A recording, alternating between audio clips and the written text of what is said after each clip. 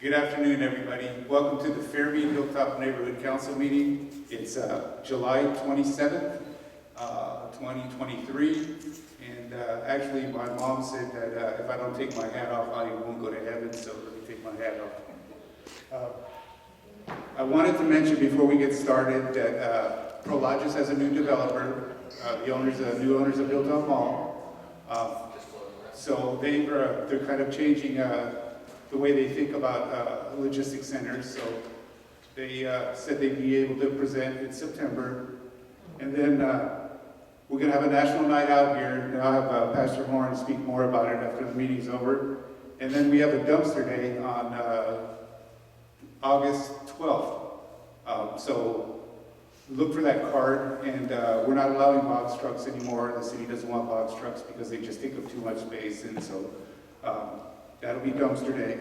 And then I wanted to mention that please start checking out the city council meetings. They're very important. Things are changing in the city. There's a lot of things going on.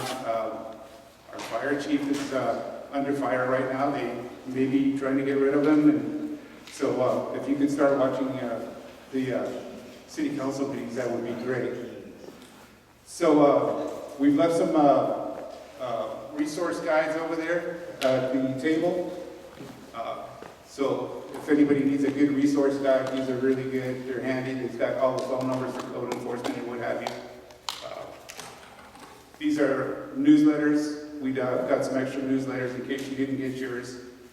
And so with that being said, I'd like to introduce our first speaker, and that is our beat officer for tonight, who's normally beat 5. Yes, I work the Iron Triangle on day watch from 6:30 to 4:30. No, you're being recorded, so it helps. Absolutely. Thank you. So I'm Officer Ricchiutto. I've been with this department for 12 years. Prior to that, I worked for the city of Oakland. I actually only grew up a couple blocks away from here on Pebble Drive, right off of the Hilltop. My mom attended this meeting probably about 2 months ago, and she said it's a tough crowd. So I'm gonna do my best to fill in. I haven't done a community meeting in over 8 years, so if you guys could help me out, I would appreciate that. I have the stats for the last 60 days, if that's something we commonly go over. So we're in total incident reports, which is anything that we have to take a report for, it's up 15%. And calls for service, we're up 10% in the last 60 days. I'll go over just the stats. So there was 9 counts of theft in the last 60 days. There was 8 vehicles stolen, 5 domestic violence incidences, 5 vandalisms, only 3 auto burglaries, which I find hard to believe. If that's true, that's really good, because my beat's 3 a day. Mental health crisis, there were 6. Vehicle recoveries, meaning we recovered 2 stolen vehicles. And this is just the Fairmede Hilltop neighborhood.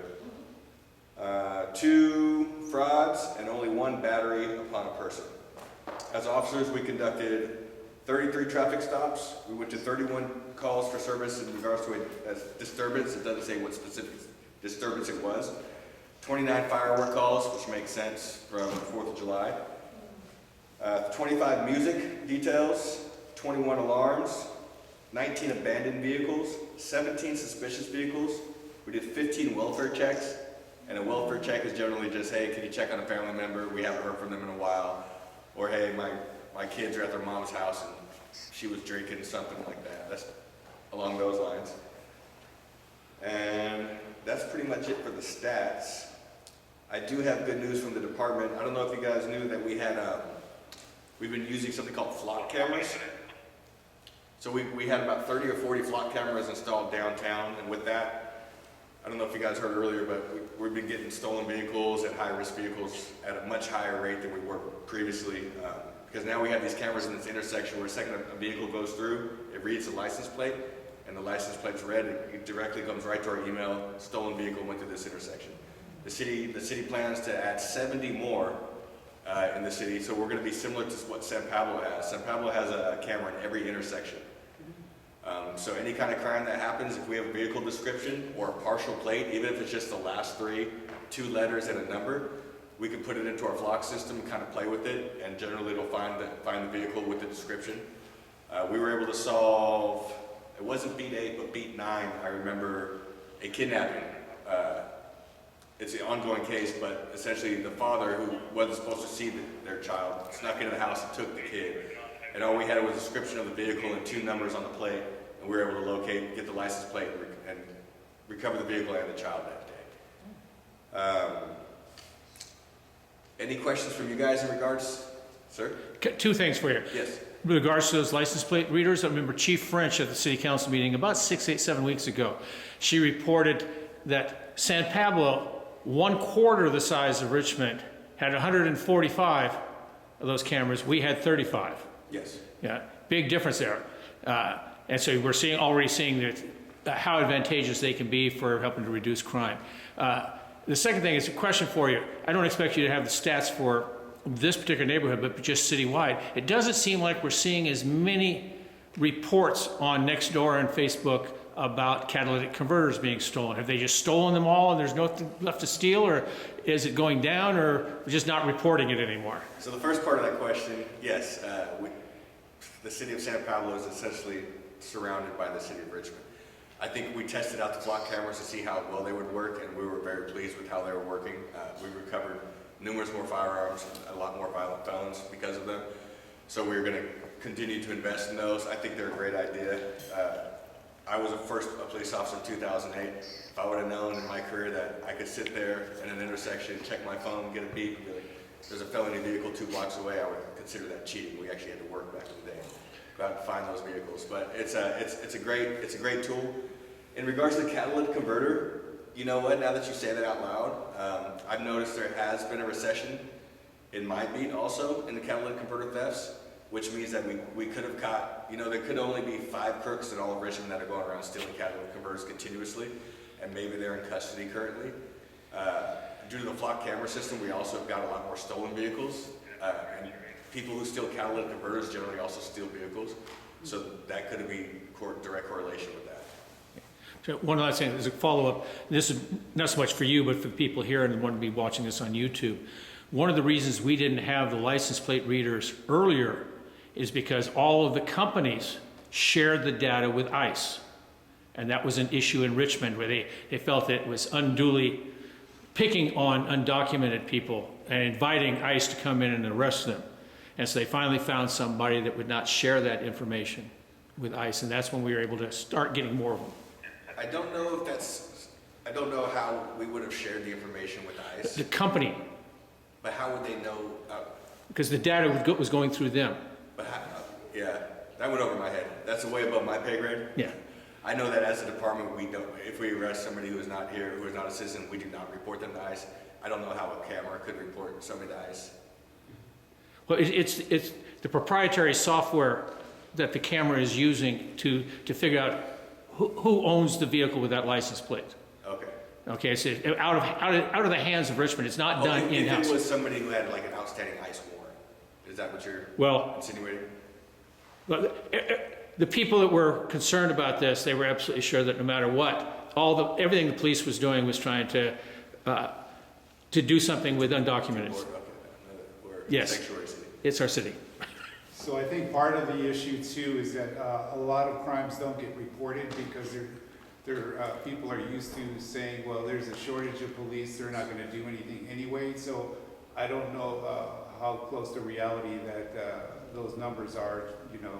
I'm sure they're still stealing cattle. I find it really hard to believe that I went over one of the stats, like 3. Yes, catalytic converters are still getting stolen.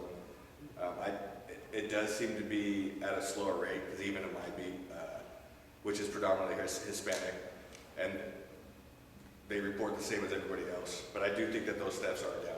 It's very, very likely that, like I said, there's probably only 5 groups that are going around in the city, and that's just a guesstimation, that we're likely doing it. They're probably in custody. Because I was looking at one of the stats here of the auto burglary.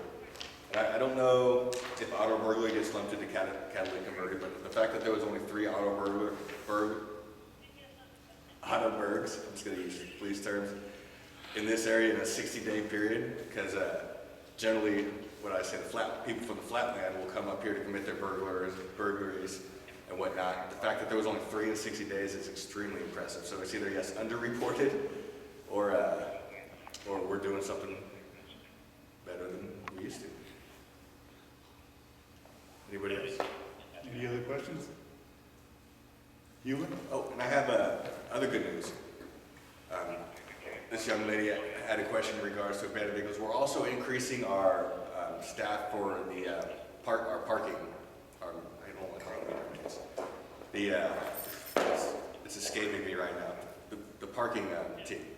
Code enforcement? Code enforcement. Well, not code, parking enforcement. So I believe we've hired 2 new parking enforcement agents, officers. So I don't know if you guys have one assigned up here, but I would imagine you will soon because we're continuously hiring those as well. And that makes our job easier also. Before that, you only had one for the entire city. We had 1 for the entire city, and I believe we have 3, and working on 4 and 5. Man? I came late. I just want to know, have you increased the officers in your department, the number? So we are hiring like crazy right now. I am a field training officer. This is my first month. I haven't had a trainee over the last 4 months. We just hired 3 new officers that will be starting in the next 3 weeks or so. We just released about 3 from the field training program, and we have about 3 in there right now. But I will say we're also still losing tenured officers to other agencies. Our pay scales, we're working on that, but we have implemented where we get an hour a day to work out, which is, we're one of the only departments in the Bay Area that can do that. We're still working on getting take-home cars. So these incentives are hopefully to retain officers. So how many total today do you have? Officers do we have? Yes. I really couldn't give you an honest number on that. I know that we have a little over 30 officers in patrol. As I was talking to Inspector Wiley earlier, when I got hired in 2011, we had about 170 officers. I think we're around 90. Yeah. 90 to 110, somewhere around there. Chief French said last Thursday it was 111. Okay, great, nice, numbers guy. So things like property crimes, which used to investigate stolen vehicles, catalytic thefts, kind of got lumped into general crimes now.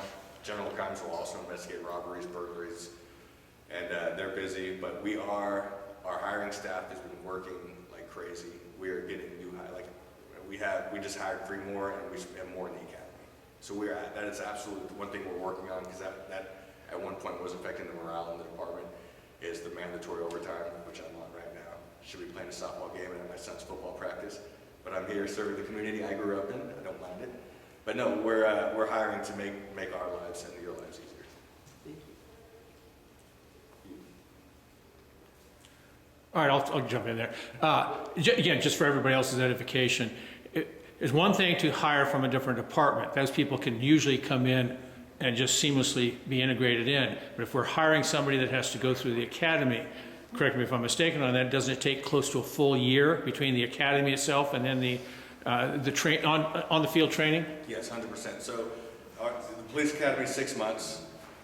Usually a background before that can take up to 6 months, and then about 4 months of field training. So a year is pretty fair in regards to that. The incentives I was talking about earlier is what we're trying to do to get the lateral officers in, because a lateral officer generally only goes to a 6-week academy.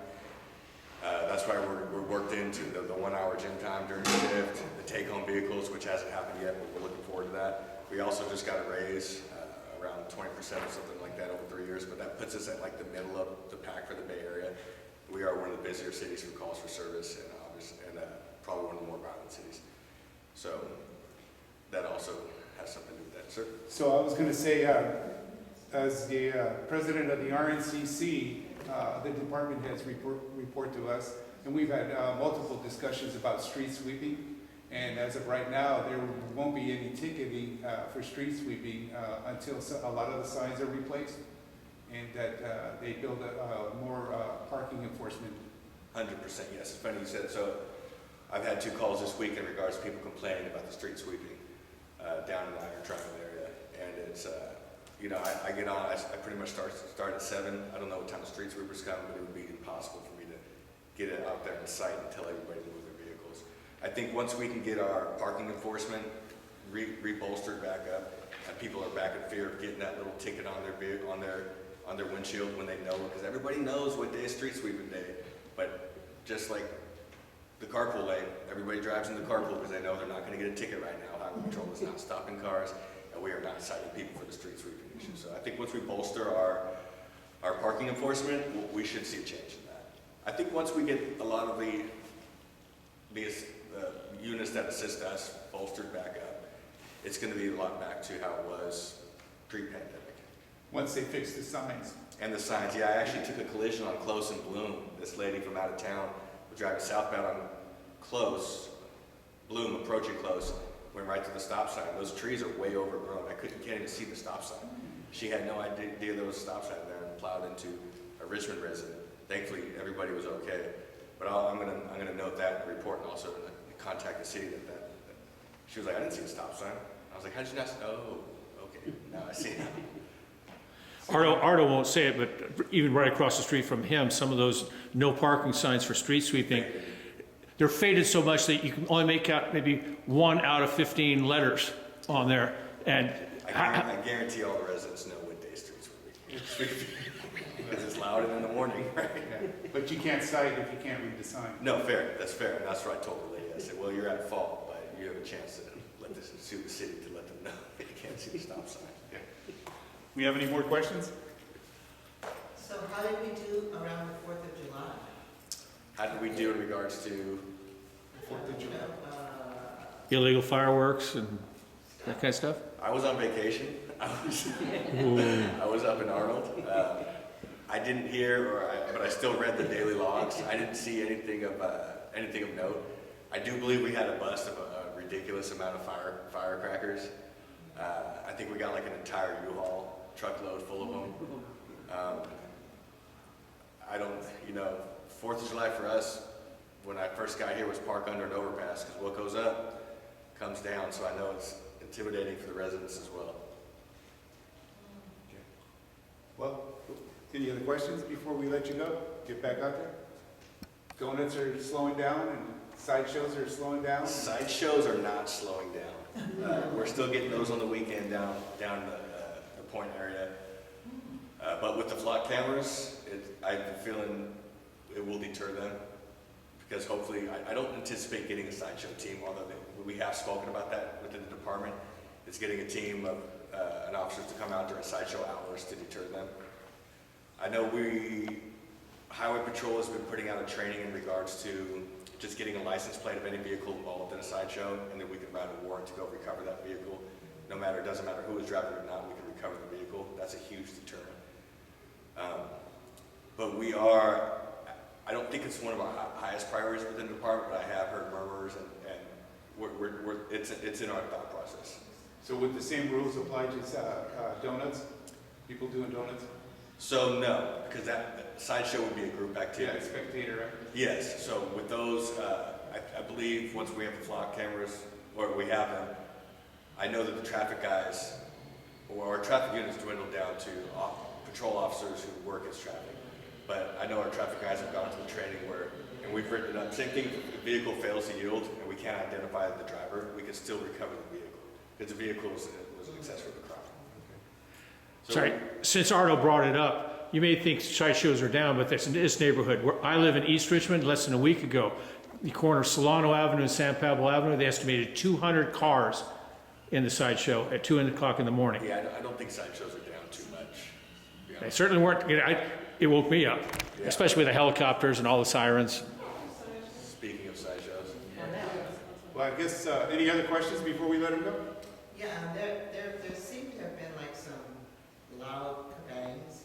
I don't want to call them. So a gunshot is going to be a really sharp bang, and an M1000 or an M80 is going to be like a boom. So a gunshot, the easiest way to tell the difference between a gunshot and a firecracker is a gunshot, it's really sharp, and you generally won't get the echo, whereas like a firecracker is like a boom, and you kind of get it, it's bouncing off a lot of stuff. And generally like a gunshot will be like a rapid. I'm a range instructor, so I have a good idea of what the difference is. So I noticed that, I think it was Monday, there was some police activity around up here, and I don't know, but I didn't hear anything about what it might have been. Are you aware of what it might have been? I don't recall, I didn't did work Monday, but I worked day shift. Trying to think. And you're in an area, a different area? Yes. Okay. Oh, That's Isn't there a shot spotter on Moyer Road? Shane too? Shane, Yeah, so the shot spotter actually can decipher between a gunshot and fireworks. And our shot spotters have not been the best lately. I think they need to be recalibrated. I'm not 100% that's not 100% accurate, but I know where I work, they need to be recalibrated. Because we'll get shot spotted and then we'll find the casing in the street over. But I think it's something we may also need to renew our, the program. Yeah. I have one question. Who would we contact for the bumps, speed bumps? To add speed bumps? Yes, because Is that the downhill? on the street, I live on Rocky down in The same street as the park. Okay. Oh, right here, this is great, east-west, yes. I would I imagine, can tell you how to do it. who could? I can tell her how to do it. Arto would know more than I would. All right, thank you. All right. All right, well, Awesome. thank you, stay safe, and Yes, sir. I'll have to check out that Camaro. Yes, yes. You'll hear it before you My see it. number, yeah. All right, take it easy. Thank you. Well, thank you, thank you. So next we have Inspector Wiley from the Richmond Fire Department.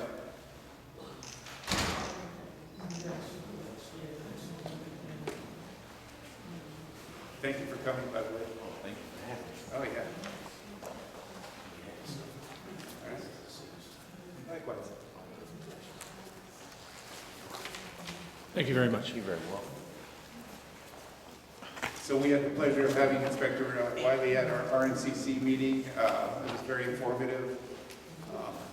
And I had a fire at a warehouse next to mine, and he was able to decipher what caused it. It was an electrical fire, which was unpermitted, so.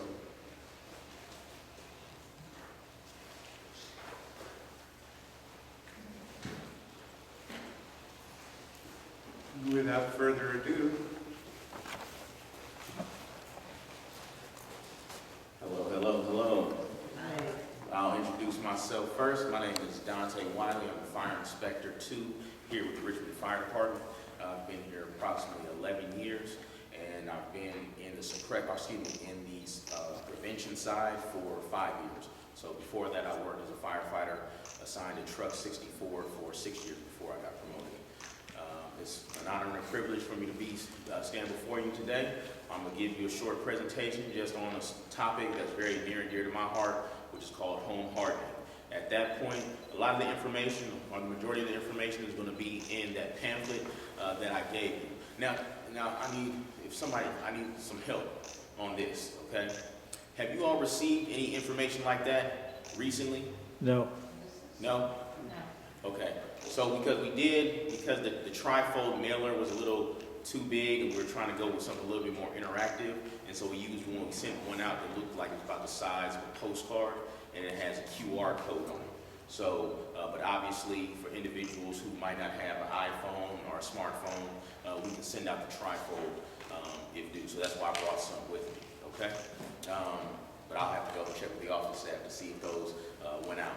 Okay, so this area is considered part of the WUI area, which is the Wildland and Urban Interface area, or a very high fire, high severity zone area within the state of California. And that is designated not by us in the Richmond Fire Department, but by CAL FIRE, who is the fire authority within our state. Okay, so in this area, we have obviously areas where we have a lot of trees woven into the topography, and we've placed houses here. Okay, so there's going to be 3 zones. Home hardening, is the process where you can do some kind of basic maintenance and swap out some things to better prepare yourself in the event of a wildfire event. Okay, the number one thing that I always say is you want to check the vegetation around your house.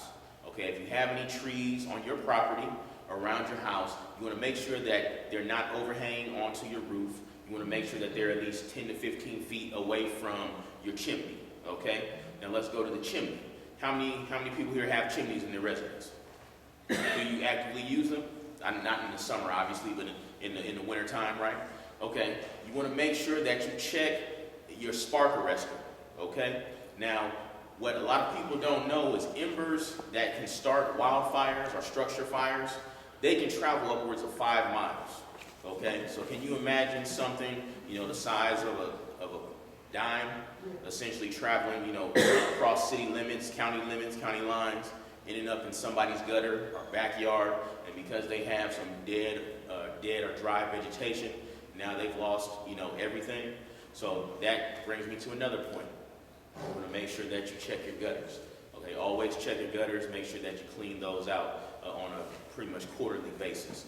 That's going to be more so based upon how much vegetation you have around your property. If you have obviously more trees, more vegetation around your roof line, then you're probably going to have to check them out on a more regular basis. Okay. The first zone that we're going to concentrate on is zone 0, which is the first 0 to 10 feet around your property. Okay, that is going to be everything that is close, mainly the items that we leave leaning up against our house. Okay, I know, like myself, I have boxes for my kids to keep their outdoor toys and things like that.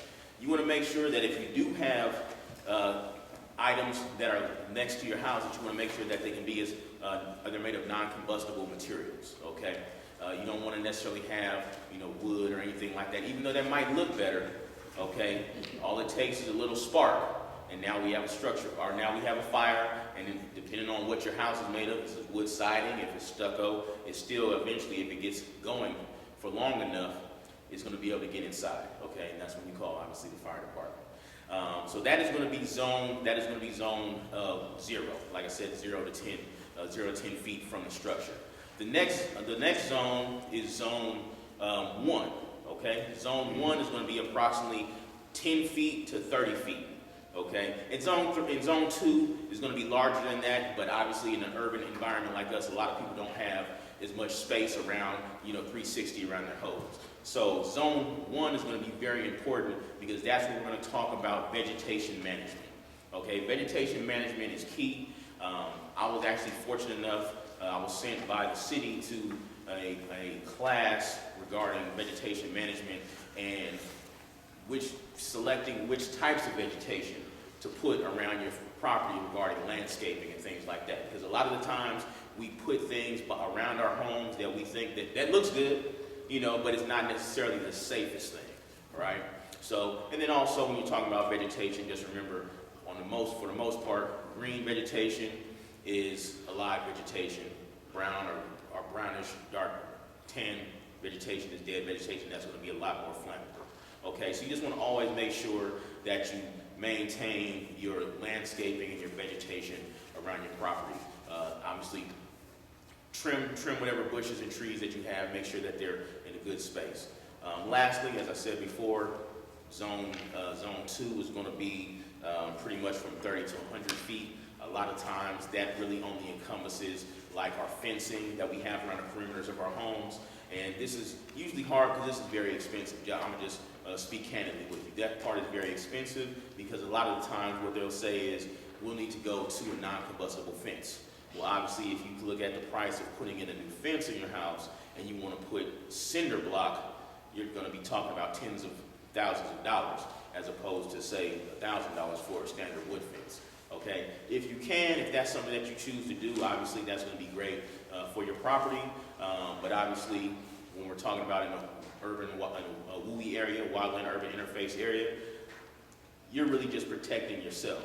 It's going to be also, that's going to allow you to be a good neighbor for your neighbor, right? And then hopefully what we can do, is create a fire-wise community within the city of Richmond, and so everybody's going to be can be safer.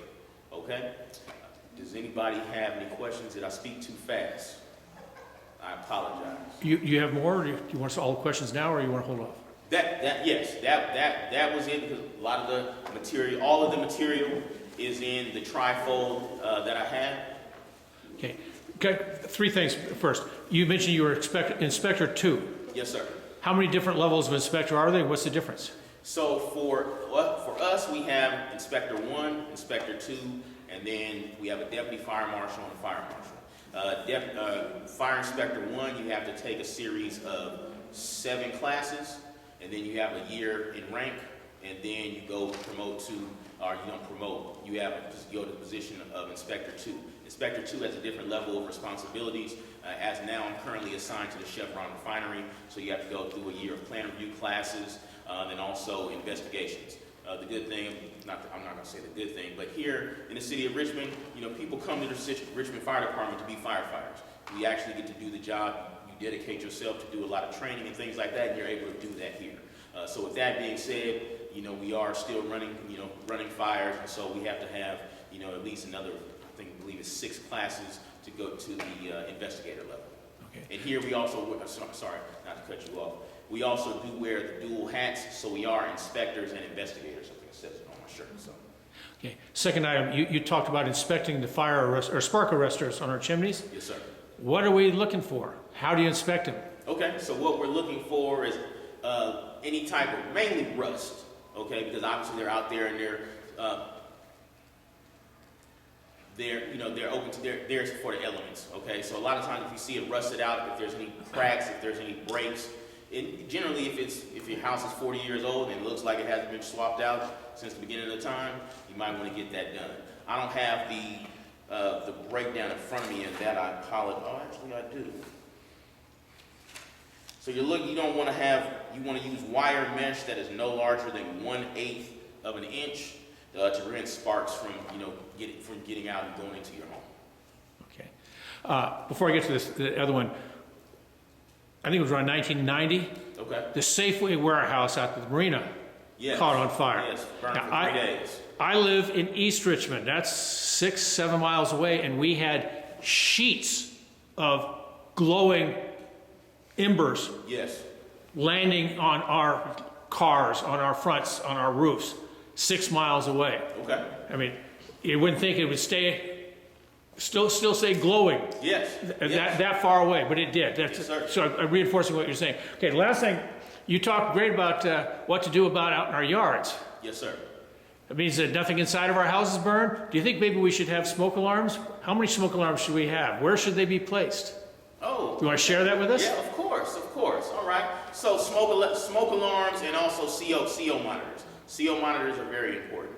Smoke alarms, want to have one in every bedroom, the hallways, and if you have a living room, dining room area, you definitely do not want to keep them in the kitchen or the bathroom. The main reason, obviously, is what do we do in the kitchen? We cook, and a lot of times, 2 things happen. Grease and smoke sets them off, and then it kind of deadens our senses because we hear it all the time, right? And so when it's real, you don't necessarily react the way that we need you to, all right? And then for CO monitors, you want to have those in all the same locations, in the bedrooms, and in the common areas, and in the hallways. What I say about CO monitors is you want to have, I suggest you use the plug-in kind, or the one that you can stick to the wall, because you want to have those a little bit lower. I know when you go to the big box stores, they'll sell you a combination of them, but what they're not telling you is that CO is lighter than air. So it's going to congregate at the bottom of whatever space that it's in. So you want to have that monitor on the lower half of your wall, so that way if you do have, because they call CO, the silent killer, okay, so you won't know that you're exposed. Well, there's signs, fatigue, and you'll have a headache, you feel kind of woozy, but if you're sleeping and something happens, you're essentially a goner. So you want to make sure you have those on the lower ends of your bedrooms and, like I said, living rooms, dining rooms, things like that in the hallways. Sorry. I made the mistake of putting a smoke alarm in the hallway outside of my bathroom. Oh, there we go, in the steam. The steam. Yes. And you do not want to be in the shower and all of a sudden hear that start going off. You got to jump out of there all soaking wet and find something to stand on and knock it off. And the good thing too about technology now is that they're coming with a 10-year guaranteed battery. Yes. Okay. So that means, hey, you put it, once you install it, you should be good for 10 years. If you have older ones in your home, you don't feel like you don't want to replace them, just remember to always change. The rule is you want to change them when you change your clocks, as far as your batteries, okay? Because a lot of times what we end up doing too is that we hear that beep, and you just get used to it, and it's it's kind of like it ends up being like the boy that cried wolf, right? Because when it finally goes off, you're not moving fast enough. Okay? One thing we also suggest that you have in your homes, especially in your kitchen, is a fire extinguisher. Okay? We recommend a size 2A 10BC fire extinguisher. Okay? That size 2A stands for, that should be able to put out 2 square feet of a Class A fire. Okay? 10BC means it should be able to put out 10 square feet of a Class B and C fire. Okay? Class A, I should go over this as well. Class A is our ordinary combustibles, our clothing, cotton, wool, things like that. Class B is going to be flammable liquids, gasoline, things like that. And then Class C is going to be electrical fires. Okay, the thing about a Class C fire is once you remove the electrical component, then it becomes to a Class A or a Class B fire. Okay? Trent, where does your grease fall in? That's going to be flammable liquids. Okay. Yes, sir. So without a fire extinguisher, you never want to pour water on a grease fire or electrical fire? You would? No. Yeah, baking soda maybe? Yeah, baking soda possible, but even that allows it to aerolize and things like that. But you definitely do not want to pour water on any type of cooking fire, because that, even though that's our train, that's what we're taught to do from young children. What ends up happening a lot of times, and I've seen this, I've been on multiple structure fires where this has happened, where somebody's been frying some fish, and then they say, uh-oh, it's going. They run to the sink, they fill up a pot, they dump the water in there, and that essentially causes an explosion because it gets it to spread. So now you have, globules of fire that have gone, and now they're burning up the backsplash. Now they're burning up the kitchen. So that's one thing. So the biggest thing that you want to do if something like that, if it's safe, obviously, if you don't have a fire extinguisher, even though I urge you all to go and get fire extinguishers, is you want to turn off the heating element. So if you have an electric range or a gas stove, cut off the gas, because that's going to cut off one of the sides of the fire triangle. One last thing for you. You want to tell us about power strips and extension cords? How safe they are? Yes, well, or how safe they aren't. So we understand now, obviously, houses that were built, 40, 50, 60 years ago don't have the same electrical, capacity that new homes do. Everything we have now runs on electricity. Everybody has a cell phone or two, a TV or two, a tablet or two, a computer or two, right? And that two plug outlet that was good, in the early 60s doesn't necessarily work as well. Okay, so what we suggest, number one, as far as electronic safety, is if you are going to use a power strip, make sure that's a power strip that has surge protector on it. Thank you very much, Arto. Okay, and you can recognize those, because those are the ones that have like the light that glows, and it'll let you know when it's on or if it's off. You want to make sure that you utilize one of those. Okay, what you don't want to do is you don't want to plug power strips into power strips or extension cords into extension cords. Okay, you don't want to run extension cords underneath rugs or anything like that, because what ends up happening is over the years you walk over it, you walk across it, and it degrades. It degrades the interior of the cord, and then what ends up happening at some point you get an arc, boom, here we go. All right, and you definitely don't. I think I said you don't want to have power strips in the power strips. If it gets to the point where you have to have power strips in the power strips, then you might be looking at trying to call an electrician and get another junction box put in your location. Okay. So I brought this up at the RNCC meeting. I have a friend of mine who's got a rental property. Yes, sir. And he rented the property out, and the guy that he rented to is sub-renting, and there's like 25 people living in one small house. And my question was, is there an occupancy limit on homes? Can you have 200 people living inside of a little 2,000 or 1,000 square foot house? No. Well, that is something that I'll talk to the rent board about tomorrow, just to see if there's anything they have in their stipulations regarding occupancy loads within single-family structures. I know here that's a common occurrence. There's been many times where we'll go and get a structure fire, and it'll be, a 3 and 2, and you'll have 14 people in there. Yeah. So, and I get it. The Bay Area is one of the most expensive places to live in the world. People just, doing what they have to do. But obviously, you know, I understand for, you know, long-time homeowners, it's, I mean, 'cause same thing happened to my grandparents in San Francisco. You know, one day they were there and then they woke up and it was like now you had 3 or 4 families in each home and they were parking, you know, 2 blocks away from a house they lived in since 1970. So I completely understand. So what I'll do is I'll reach out to the rent program tomorrow and I'll bring you an answer tomorrow, Arto. All right, that sounds great. We got a home on Joanne Street Yes, sir. that's abandoned, it's a mess. Okay.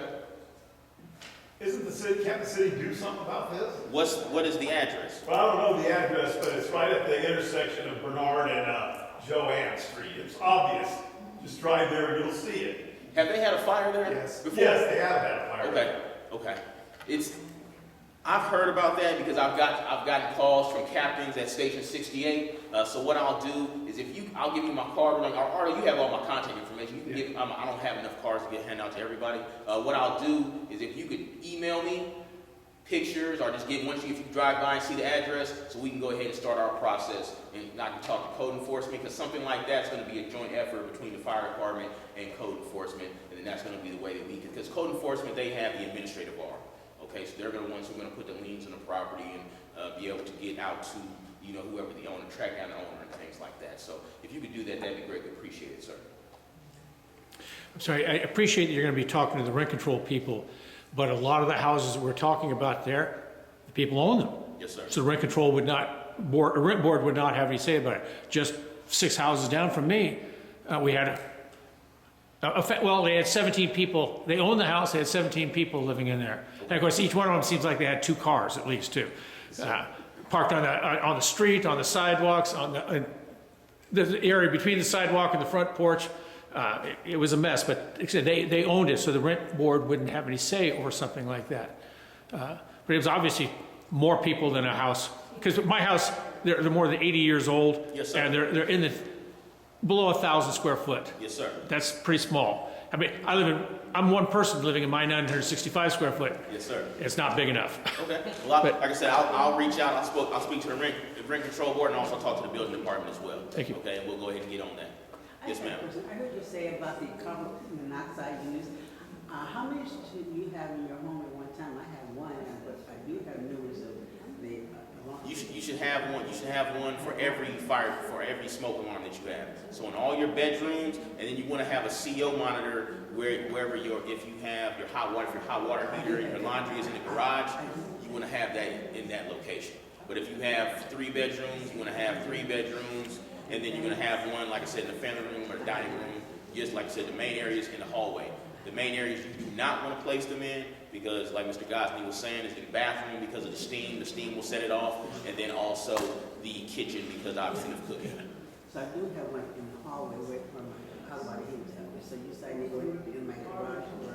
Yeah, if you have a gas hookup for like your. I have electric. Myself is electric. Okay, well if you have electric stuff in your garage and there's no heating element or any gas or anything like that, then don't worry about it. But I would say in anywhere that you have smoke alarms, that's where you want to have a CO monitor as well.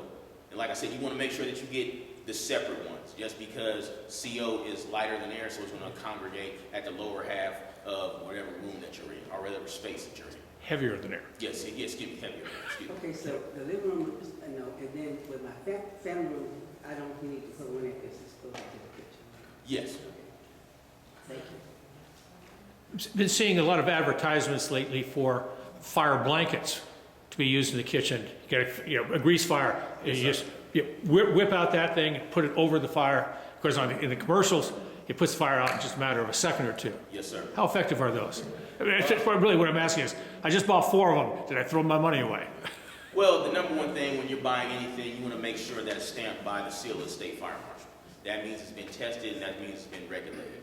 I know that we had an issue with a new type of fire extinguisher that came out that was all over the place. Everybody was talking about it because it was smaller. It was like the size of hairspray, okay? But it wasn't tested. It wasn't approved by UL or Factory Mutual, okay? And if it's not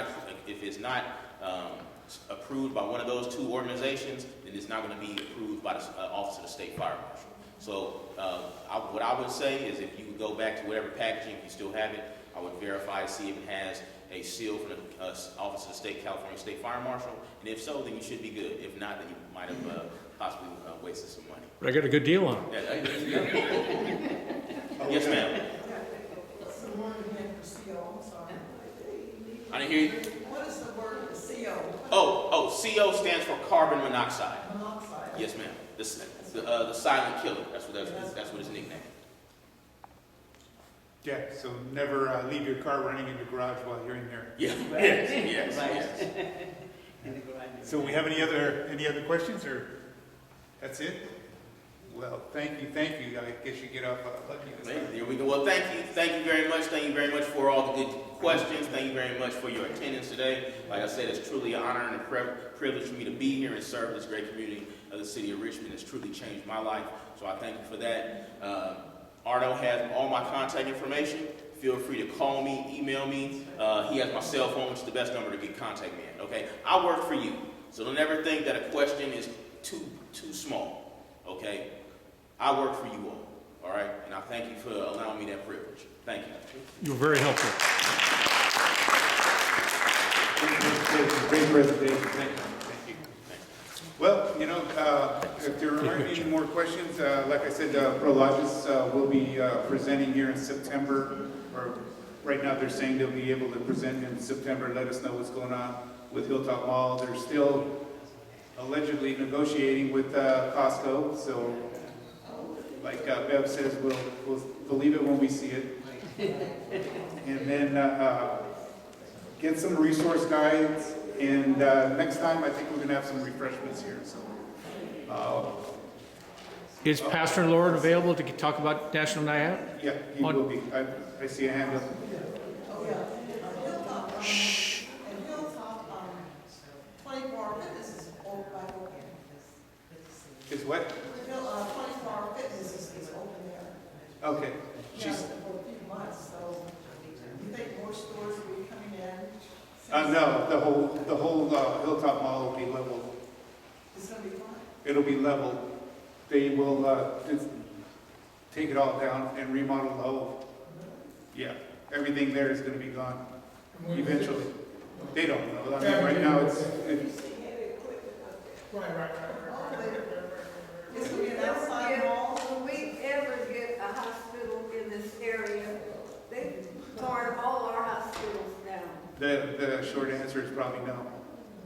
So what? No, I don't believe we will. You know, that's sad. It is sad. So one of the candidates running for state senate that covers this area came before this Chamber of Commerce yesterday, and one of his key issues was to help make sure that a hospital comes back into the Richmond area. Wonderful.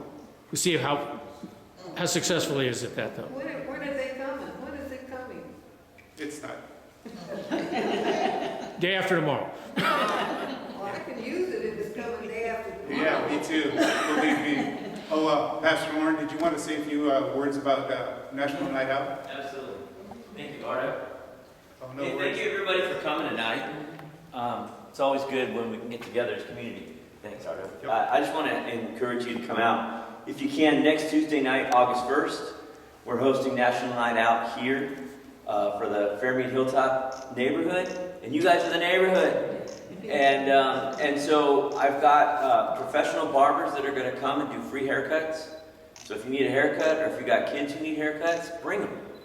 We're going to have bouncy set up out here for kids to have a good time, have some free popcorn. I've been talking to different organizations, and I actually have some cool, like, emergency car kits that we're just going to give away free. It's got good stuff in it. If you need something in your car in case you have an emergency, we've got some backpacks that we're going to give away to kids. So I just want to encourage you next Tuesday, and of course, one of the reasons why we do it is, of course, our first responders come, and so at some point, between 6 and 8, we should have fire department and police department here, get a chance to meet more of our officers, more of our firemen and women. And so, anyways, I really want to encourage you. Please come if you can. It starts at Are there going to be any vendors? It starts at 6. Food vendors? Right now I don't have food vendors. I reached out to a couple, and we'll see, but right now I don't have any. So, but we're going to have, I got a donation of a whole bunch of Propel water. You know that flavored water? You know, it's got vitamins and stuff in it. And so we're going to throw all that on ice and just give it away. And so you can come and get free popcorn and have refreshments and just get to know your neighbors, because that's what it's all about. All right? I hope you can make it. Yeah, Please. I hit up all the neighborhood, or as many as I can, all over Richmond. I guarantee you, you guys have the best. No, you really do. Oh, well, thank you. Some of them, my own neighborhood, you got one person with a barbecue with one hot dog, and you guys cut it up.